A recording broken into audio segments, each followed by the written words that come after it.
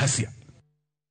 Piny mangima oingo odiechieng' mar cho ka koro ijiwo oganda mondo kuny chope makare kaka yor rito alwora kendo geng'o tuoche. Oyangore ni nyaka ne chenro mag chiwo choche manyasani mong'ere kaka container based toilets chakre e kaunti ma Kisumu, tuoche kaka nyaldiema kod typhoid mikelo kod lil mar alwora osedok piny e kauntino. Jodak ma Obunga e boma ma Kisumu onyiso mor bang' yudo chope manyien manyasani mabiro konyogi e duoko piny chido mar alwora.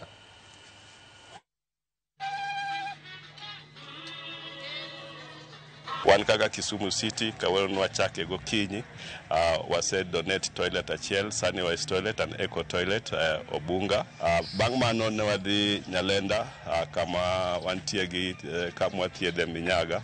Kanyo be waneno ka nitie research project ma is championed by Opero ma ng'iyo ni to weche mag sanitation gi ere kaka wanyalo tiyo gi technology mondo wa increase efficiency.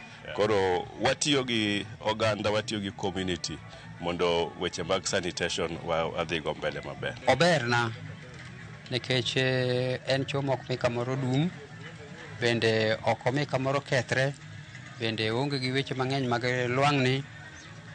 Abiro tiyo kode kaka chudo, joma biro konyore iye biro bedo ka chulo gimoro matin. Mano e ohala mabiro bedo ka yudo iye kanyo.